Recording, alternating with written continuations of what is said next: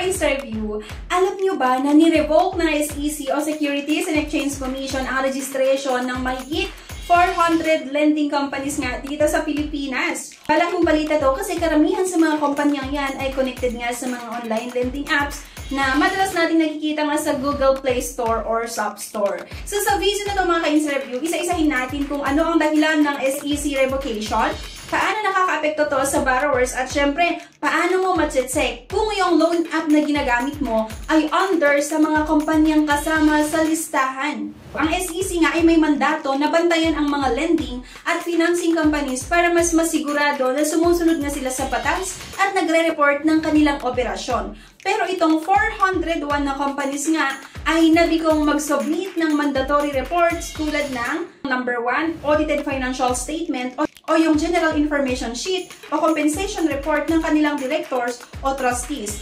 performances report, pati na rin ang standards para sa kanilang assessments. In short, hindi transparent ang operations nila. At kapag hindi ka magsusumiti ng mga ganitong report sa SEC kasi, ibig sabihin parang hindi ka accountable. Kaya nga noong October 2023, nag-offer pa nga itong SEC ng amnesty program para makapag-ayos ng penalties at makapag-submit ng late requirements. Pero hindi pa rin sumunod ang mga maraming companies, kaya nga ayon sa batas, pwedeng matag sila as the under the revised corporation code kapag hindi ka kasi nakapag-submit or nakapag-submit nga ng requirements ng 3 beses consecutive or kahit hindi sunod-sunod within 5 years. May 6 na buwan ka lang para makapag-comply. Kaya kung hindi ka pa rin makapag-submit, automatic revoke na ang corporate registration at license to operate mo. Yan mismo ang nangyari sa 401 na companies nga na to.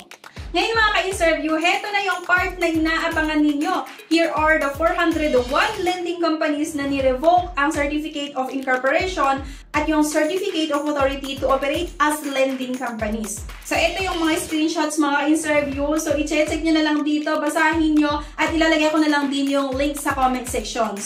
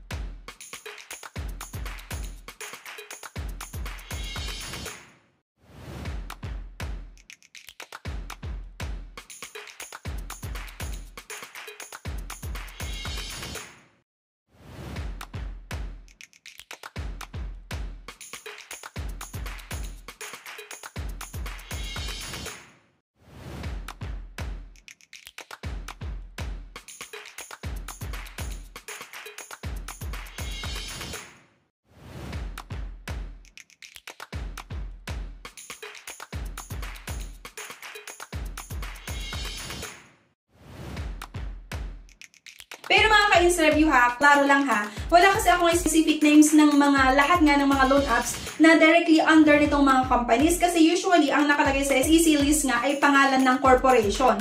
So ang technique dyan mga ka-interview, ang una, hanapin mo yung loan app sa Google Play Store, diba? At number 2, tingnan mo kung anong lending corporation siya registered under. Number 3, i-match mo ngayon sa SEC list nga kung kasama yung company name. For example, mga ka-interview, itong CashGuard. Kung bubuksan mo sa Play Store, makikita mo itong CashGuard ay nakaregister nga siya under Hybase Spark PH Lending. Kaya ngayon, hanapin mo sa SEC list kung kasama ba si Hybase Spark Tech PH Lending doon sa 401 na revoked companies. At kung andon, ibig sabihin wala na silang Certificate of Incorporation or Certificate of Authority to Operate nga. Kaya mga ka-interview, i-check nyo rin yung ginagamit nyong apps kung legit ba o baka kasama sa na-revoke, diba? At para hindi na kayo mahirapan, ilalagay ko na nga lang din yung official SEC link sa comment section. Ayan, diba? Para madirect kayo or ma-redirect kayo mismo sa website nila at makita ang buong listahan. Nga bang ibig sabihin nito para sa ating mga borrowers? So kapag kasi revoke ang registration ng isang lending company, technically, wala silang legal authority para mag-operate. So, ang ibig sabihin nga, kung nagpapautang pa rin sila online or nakikita nyo pa rin sila nga na nagpapautang online, kahit wala ng lisensya, ibig sabihin illegal ang operation na yon. Kaya kapag may problema ka tulad ng harassment, sobrang taas ng interest, o yung pangbubulgar ng personal data mo, mas madali mo na silang i-report kasi nga wala silang legal standing. Sa korte kasi mga ka-review, mas may laban ang borrower kasi illegal na yung operation ng lending company. Kaya nga, importante talaga na aware ka. Aware tayo kung yung app ba na ginagamit mo or ginagamit natin ay under pa rin ng SEC o kasama sa revoke list. Kaya nga, ito mga ka-review ha, kung sakaling makita nyo yung loan app na ginagamit nyo ay under sa isang revoke lending company, ito ang mga steps na pwede nyong gawin. Number 1, huwag kayong mag-renew o mag-apply ulit ng loan sa kanila. Number 2, huwag niyong kalimutan na i-report agad kung may harassment or may pangbubulgar na nangyari or sa personal information nyo. Pwede kayong dumiretso nga sa PAC office or sa SEC mismo or pwede rin kayong mag-email nga sa kanila. Ayun nga yung kanilang email. Number 3, i-document natin lahat, di ba? Screenshot ng apps, messages ng collectors o kahit emails para may ebidensya kayo. Number 4, mag-explore ng legit alternatives nga. May mga registered naman na microfinance cooperatives at yung government programs na mas transparent. Kaya doon na lang tayo mangutang. So, yun na nga mga ka-review. Malaking hakbang ang ginagawa nga ng SEC sa pag-revoke or pagre-revoke ng lisensya ng 401 lending companies. Pero mga ka-review, responsibility din natin na maging mapanuri sa mga apps na ginagamit natin. Kaya lagi natin i-double check ha. At kung may duda kayo, gamitin nyo yung official SEC list nga nasa comment section para ma-check kung legit pa yung loan app na inuutangan nyo. So remember mga ka-review, may karapatan kayo laban sa harassment, yung illegal na fees, at yung pangbubulgar ng personal information. Kaya be informed, be alert, at huwag basta-basta magtiwala sa apps na hindi verified. Mga ka-review, salamat sa panonood at don't forget to like nga, i-share, and mag-subscribe na rin kayo para maging updated ka sa susunod nating mga tips nga. Stay safe and protect yourself against abusive lending apps. Thank you for watching and see you sa aking next video. Bye!